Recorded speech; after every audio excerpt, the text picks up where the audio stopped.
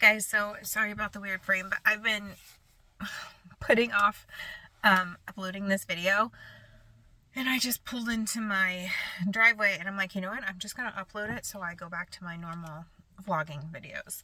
So I got my biopsy results back, and they had pre-cancer was one of the things in them. So those polyps are gone now, but it's just like I just couldn't I couldn't bring myself to make a video last week about it because there's just like so much going on in my head. I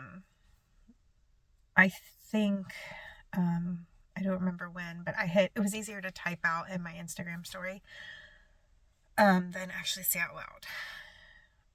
And yeah, but I'm okay. Polyps are gone, and I've started a form of hormone therapy. One thing I do want to say, I'm going to make this video, like, I'm trying to make it short, and then my videos will be back to vlogging, because I have been vlogging. There is a lot. I'm trying to, like, figure out how to word this, because if you're one of the people that sent me a message, I don't want you to think it, like, offended me or upset me in any way, because it didn't.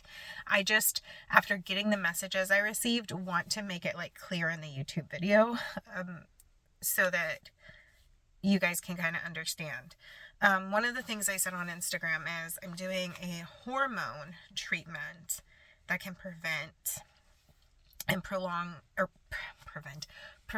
and, like, not prolong, what's the word? Well, it can prolong your uterus, because, like, it's kind of like not a preventative, but it kind of like slows any, I guess, kind of growth, or it just, whatever it is about the hormone treatment, which is a form of progesterone treatment, it can prevent reoccurrence, if that makes sense.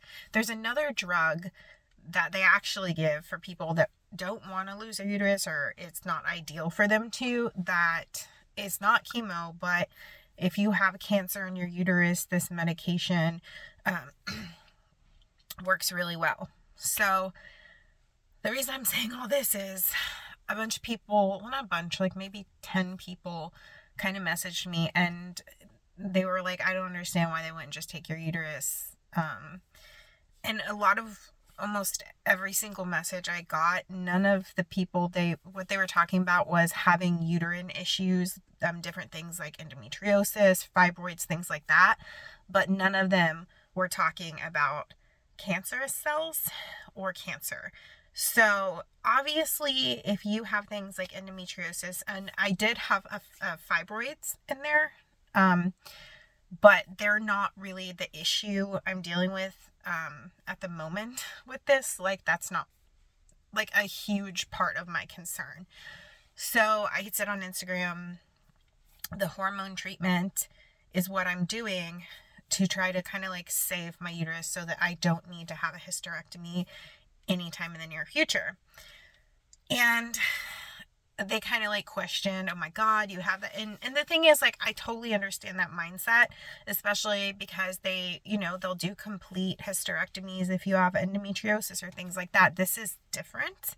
And also there are cases of people with those things that can't lose their uterus yet, or like it's a major surgery to have a hysterectomy.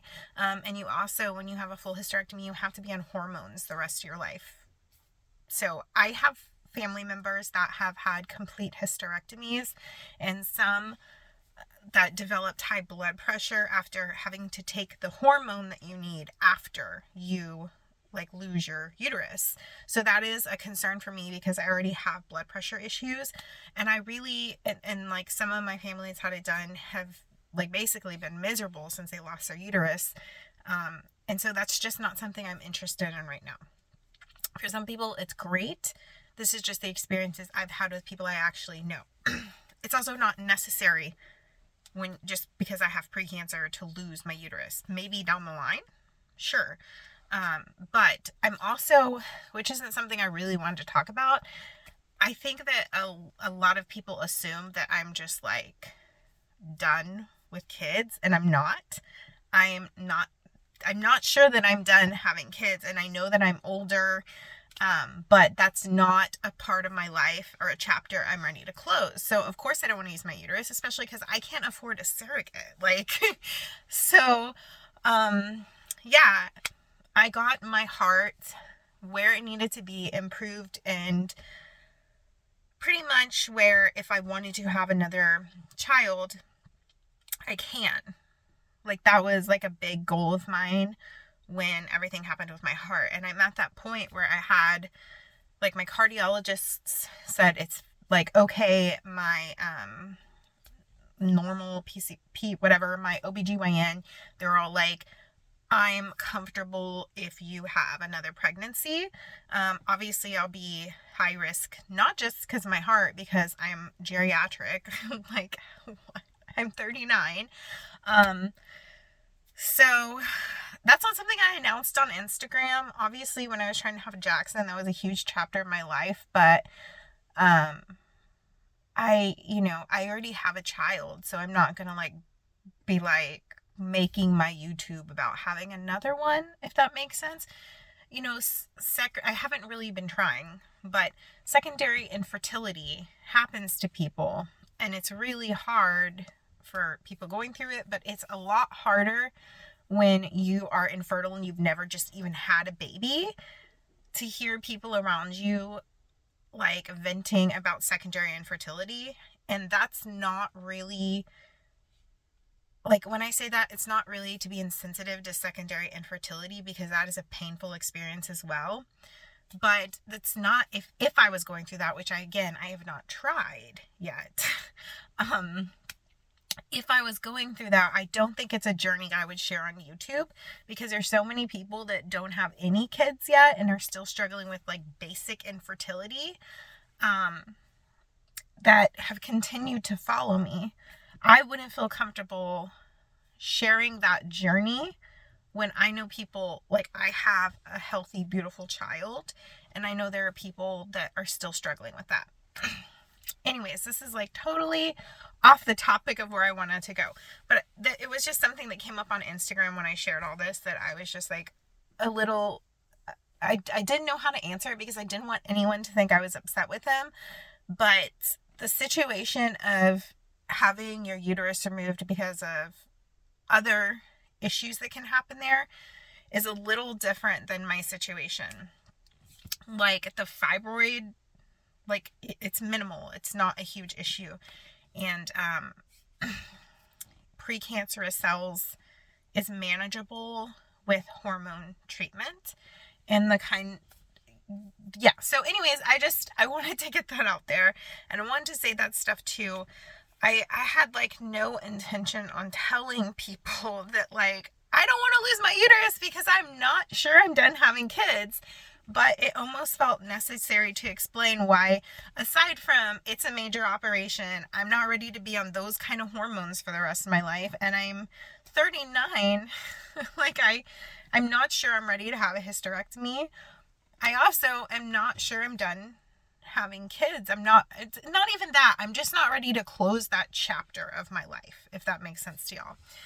So I just wanted to get that update out to everyone. And again, if you messaged me and shared your experience, please, please, please don't think that this is like I was upset with you, because like I said in all the replies, like, it's no big deal. I understand, because a lot of the messages came from a place of concern and caring. So the only reason I'm mentioning all this now is I don't want to have to say it all again, if that makes sense. And I wanted to kind of go into more depth of an explanation.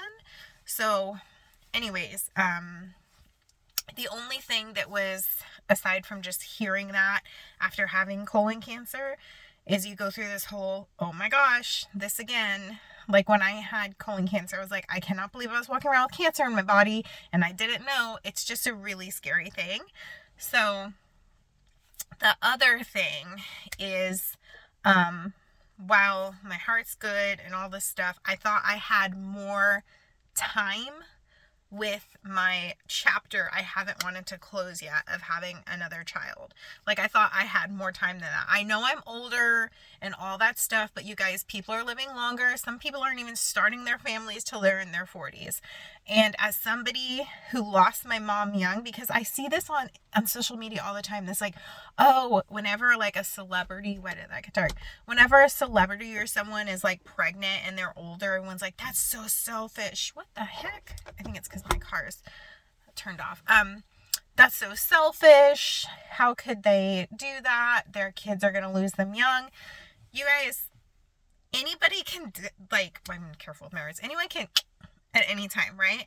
My mom passed away when I was 22, and it wasn't because she was older, you know?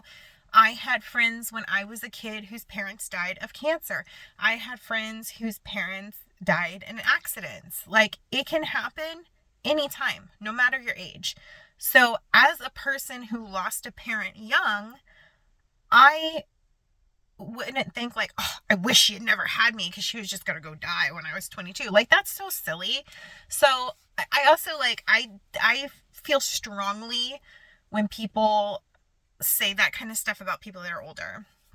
So that being said, I thought I had a bigger window because to me, like, I don't think getting close to 40 or turning 40 is just like a cutoff. People are living longer, you know, science and health stuff and doctors, everything's just improving. My dad was just in a study, and I think my stepmom too, for people, like a blood test they're coming up with that can try to detect if you have cancer in your body currently. So a new form of cancer screening, like, technology is always changing. People are living longer. So that's just, I'm gonna get off my soapbox now.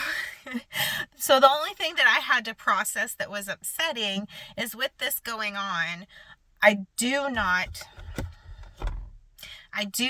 have as big as a window as I had imagined to have another kid if I'm going to. So that window or door just like got halfway closed to me, and that was like a lot to process that I need to also with the situation. My OB really recommended getting like IUI or something like that, just starting off strong, you know. So if I decide that's what I want, I hope this all makes sense. So I'm gonna stop rambling. Honestly, like I said, I